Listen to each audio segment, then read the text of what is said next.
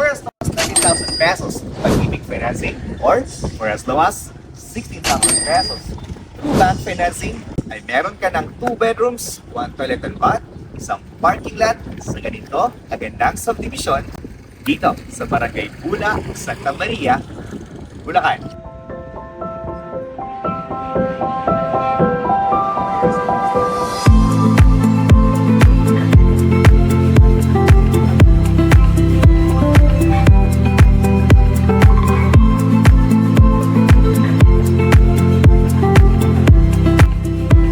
Future homeowners and investors, welcome to Grand Sycamore Heights Subdivision.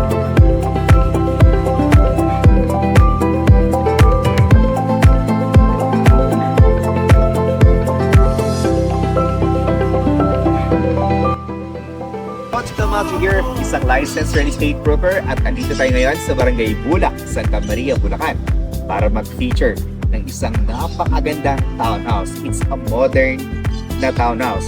Pagdating pa lang sa kanyang itsura, mamaya pag makita ninyo, talagang masasabi mo na okay, kalimutan ko na ang lahat ng mga townhouses na nakita ko. Ay bakit nga ba dito sa Grand Sycamore Heights Subdivision? Una, very accessible dahil paglabas mo lang ng subdivision ay meron ang sakayan ng bus papuntang Balintawak hanggang Divisoria. Kompleto din ang kanilang amenities. Meron sila clubhouse, basketball court, children's playground at higit sa lahat ay malapad ang kanilang kalsada.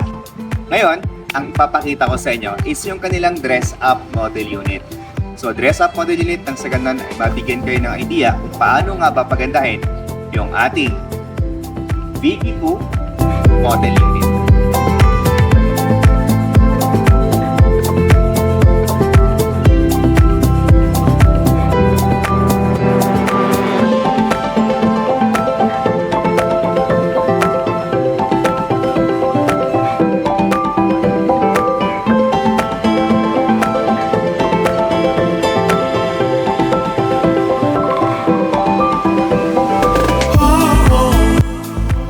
If you are new to my channel, can you click that subscribe button at hit that notification bell para pag mayroon tayong bagong videos na ilalabas tulad nito, ay agad namin kayo ma-notify.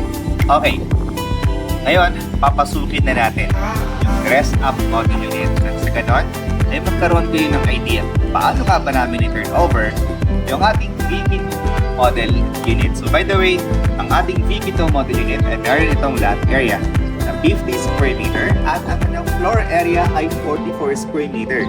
Dito sa kanilang model unit, ito ay corner lot. So pag corner lot ang makukuha natin, ay ganito yung facade ng bahay. So meron siyang box, no? Kasakato. At yun yung terrace mo. Naka-L-type yung terrace natin. Tapos pag corner lot, mas malaki yung ating lot area. Katulad nito, ang ginawa dito ng developer ay gumawa sila ng model unit na mayroong swimming pool dito sa tabi ng bahay nila. So dito sa kanilang model unit, meron sila dito ginawa na parang mini park, no? Tapos meron tayong setback dito na nasa mga 2 meters. Magmula dito sa pinaka-property line natin, tapos pathwalk, tapos naglagay sila dito ng space para makapagtanim-tanim pa kayo dito sa bahay. And ang kagandahan dito sa subdivision nito ay malapad din yung kanilang kalsada. Alright? So ngayon, pasok tayo. By the way, sa turnover natin ay hindi kasama yung tiles. Kumbaga, ito ay idea lang ng developer para mabigyan kayo ng idea din. Kung gusto ninyong gayahin ng ganitong style, pwede nyo naman pong gagawin yan dito sa VP2 model unit. Okay, so dito, meron tayong space for our parking lot. Pag corner lot yung makuha natin. Pero pag inner lot ang makuha natin, ay hanggang dito lang yung ating 50 square meter na lot area. So basically, ito yung space natin for parking lot. Ang frontage nito ay nasa mga 4 meters wide. So magmula dito, hakbang lang tayo ng 4 na hakbang. That is roughly around 4 meters wide na. 1, 2, 3, 4. So 4 meters wide. Ito yung pathwalk papunta sa ating bahay. Tapos dito namang space na to is para sa inyong parking lot. So again, yung lot area natin for a regular unit or inner lot ay 50 square meter. Then yung ating floor area for regular and corner lot ay 44 square meter. So ang turnover natin dito, naka-tiles yung baba. Tapos may paint tayo. Wala tayong partition sa taas at wala din tayong tiles sa taas. Bakit? Nang sa ganon, ay malaya kayong makapili kung anong kulay ng tiles ang ilalagay ninyo sa second floor at kung ilang bedrooms ang gagawin ninyo.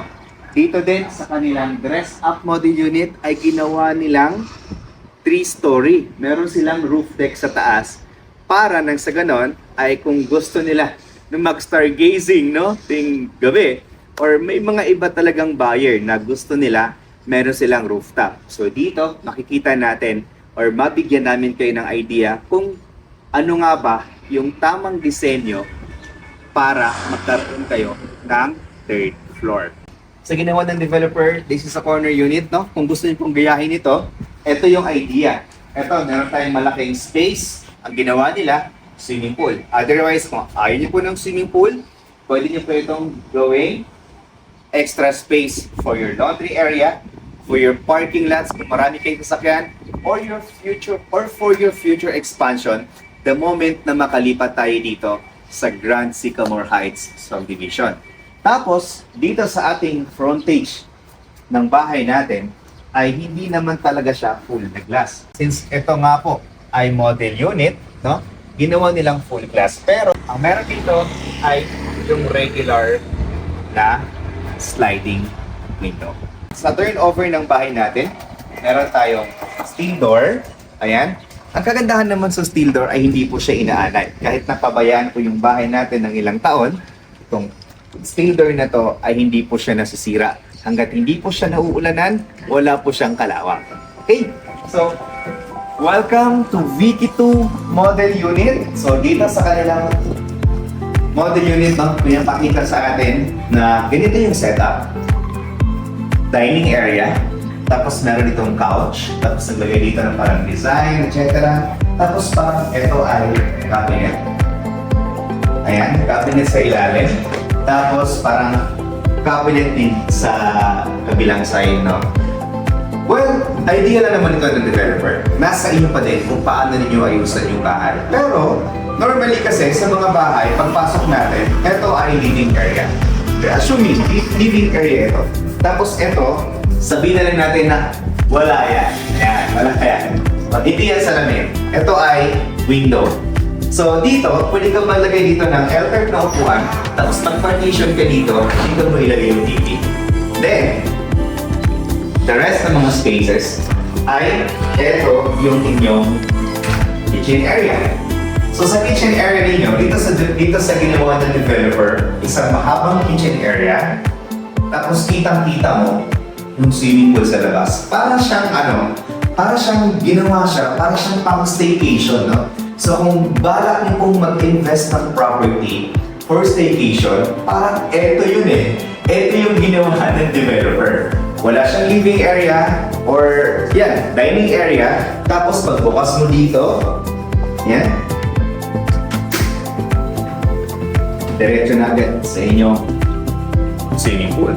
Di ba? Parang ideally, ito ay ginawa para magkaroon kayo ng idea kung gusto niyo pong ipa-Airbnb yung inyong unit, ito yung the best na layout. O, di ba? Ang galing! Kasi, may mga ibang investor na, Rog, bibili ako ng property para magkaroon naman ng passive income. So, to maximize that passive income, ina-upgrade nila into, Airbnb. So, instead na monthly yung rental, pinapa-daily na yung rental, tapos naglagay sila ng amenities sa bahay nila. O, di ba? Katulad ng ginawa ng developer natin ngayon. Okay, so yan po yung idea lang po, kung gusto niyo po nang gawin gano'n. Otherwise, ang turnover talaga namin dito ay hindi po ganito. Kumbaga, wala yan, hollow blocks ito, tas hanggang doon, tapos etong kitchen area na to, wala to. Kasi, hanggang dito yung ating space sa likuran. Ang kitchen area natin ay dito sa likod. Or po pwede natin siyang ilipat sa likod, yung ating kitchen area, kasi meron pa tayo dito 2 meters na setback. Katunayan, ito meron tayo ditong service area or kitchen area. So kung pwede natin ilagay dito yung ating kitchen area, nang sa ganon, pag basta nagluto tayo, ay hindi mangangamoy yung loob ng bahay. Imagine that, kung dito ka magluto sa loob ng bahay ninyo, tapos naka-aircon ka, mangangamoy at mangangamoy talaga yung inyong living area, dining area, as well as yung mga rooms dun sa taas. Kaya, imagine na lang natin na pag wala to, mas malapad yung ating, of course, living area, dining area, parang magiging dining area muna to. Tapos yung inyong kitchen area, andito sa likuran. Then, meron tayong one toilet and bath dito sa ground floor. Pakita ko sa inyo. Ito yung ating toilet and bath. Yung laki po niya is okay, no? Tapos yung tiles naman nito ay hindi ganito. So, from ganito lang siya, half lang siya. Tapos, yung ipinapakita lang natin dito is yung gaano kaluwag pag naligo ka na. Yan. Maluwag naman siya. Normal naman ang size ng mga toilet and bath natin o ng bathroom natin. So, dito sa likuran, meron tayong setback na 2 meters. Sa 2 meters na to, this is total of 8 meters. So, 2 meters yung lapad niya. Tapos yung haba naman nito hanggang dito ay 4 meters. Pag inner lang tayo. Otherwise, pag corner lang tayo,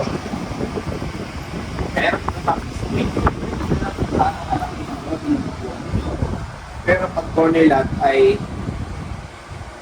yung pangarap ni Airbnb na katulad dito, palabang patutupad niyan. So, gawin mo lang itong inspiration pag once na gusto din po ng Airbnb. Okay, so after this, silipin naman natin yung kanilang kwarto. Titignan natin kung gaano nga ba kalaki yung 2 bedrooms nila for 44 square meter na floor area. So by the way, recap lang po natin ang turnover natin dito. Naka-tiles yung baba, painted tayo ng white, may ceiling tayo, tapos hindi ganitong design. Baga eto, living area, dining area, ang kitchen area natin ay nasa labas. Then ganoon din, yung ating toilet and bath ay andito sa side na to. So ngayon, ipapakita naman namin sa inyo is yung ating second floor. Dito naman sa ating stairs, solid wood yung gamit natin, hindi siya buhos. Tapos, yun, pupunta tayo sa taas.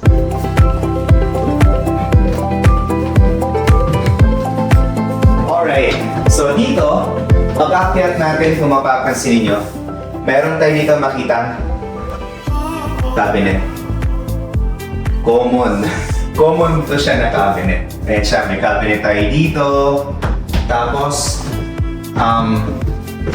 first is our bedroom number 1. Anong makita niyo sa bedroom number 1? Anong magkasyang mga gamit dito sa bedroom number 1? Ito, super ganda na ginawa nila. Kasi dito, ang ginawa nila ay, wow, parang park. Mini park dito sa room.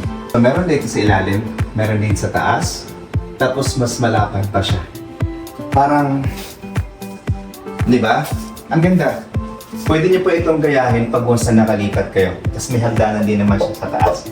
So parang mag-i-enjoy yung anak niyo. Kung meron kayong kids sa bahay, pag makita niyo to, instead na doon matulog yung anak niyo sa kwarto, yung mga kids natin na sa mga 5 years old, 9 years old, parang mas maiinganyo sila na matulog dito pag ganitong design yung gagawin mo sa bahay. Diba? So yun. Anyway, proceed tayo sa ating house tour. So, pinapakita sa atin ng developer na nagawa nila yung ganitong klaseng design ng bahay. Plus, aside from that, ay meron tayo ditong mga cabinet. Yan. Meron pa rin kaming space for cabinet Rog for a 44 square meter na floor area. At Rog, nakapaglagay pa din kami ng space para sa kanilang study area ng mga kids namin. Or either work from home, meron silang table dito para sa kanila. Next is yung ating master bedroom. Ito naman sa ating master bedroom, papakita namin sa inyo. Si master bedroom lang ang mayroong access dito sa ating balcony. Okay, so dito sa kanilang master bedroom, mapapansin niyo no, masyadong liit na yung ating queen size na bed. Okay? Tapos meron pa rin naman, ang mahalaga ay meron ka pa rin space dito. Yan, makasampa ka pa din. Ang mahalaga, meron kang malapad na bintana. Ang mahalaga, meron kang sliding door papunta sa inyong balcony. Yan. So yung balcony natin, yan. Sikapin natin makapunta sa balcony, guys.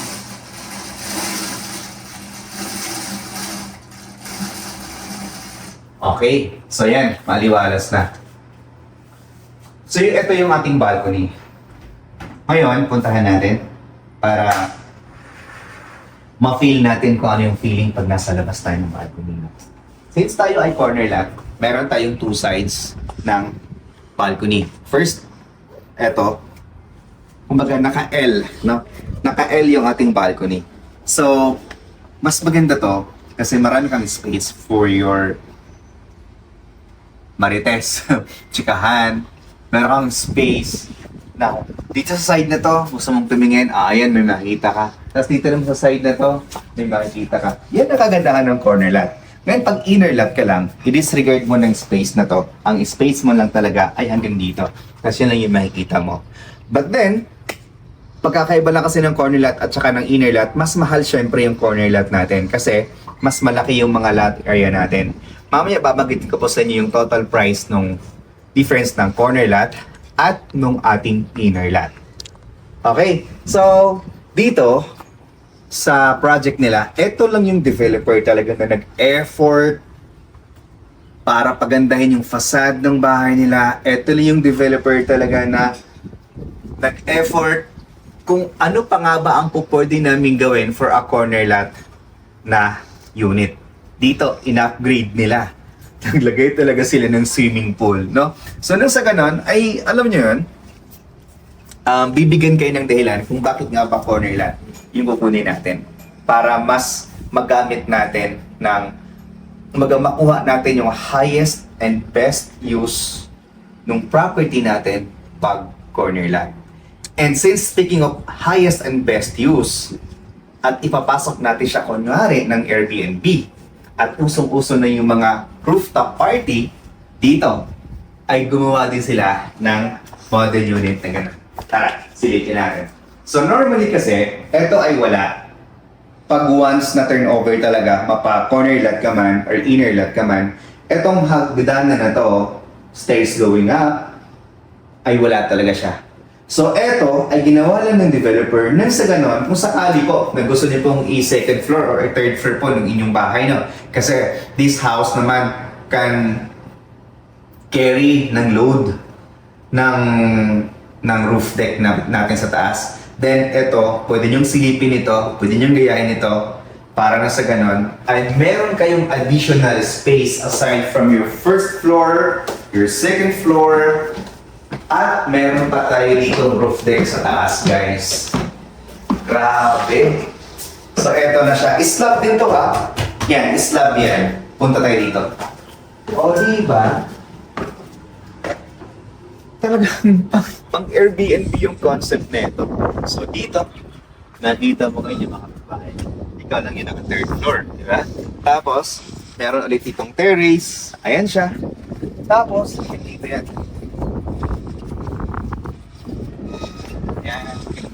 Ngayon, depende na sa'yo kung gusto nyo lagyan ng bubong para any time of the day, pwede kayong pumunta dito, either maulan, maaraw, makakaakit ka pa rin dito kasi may bubong. No? Pero sa katulad ng ginawa ng developer, al fresco yung datingan. Nang sa ganon, ay talagang katulad nito, mahangin, no? Parang nasa restaurant. Tapos, yung mga iba mong kaibigan, andun sa labas, naligo sa swimming pool. Tapos meron pa dito iba. So, ayan. So, thankful tayo sa developer na gumawa ng ganitong concept. Nang sa ganun ay ma-enhance din natin yung mga idea ng mga future homeowners and investors natin kung ano pa nga ba yung magagawa nila for a corner unit aside from extension ng bahay.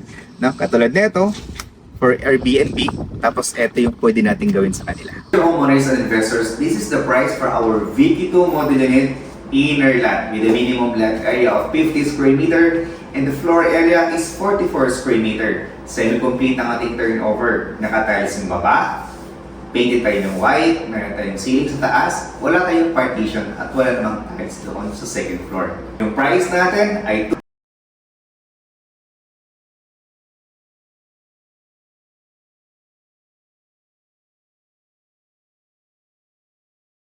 For more details about this project, briefings, and reservation, please dial this number shown on your screen. Rog Camacho here, isang licensed real estate broker. Thank you so much for watching and God bless.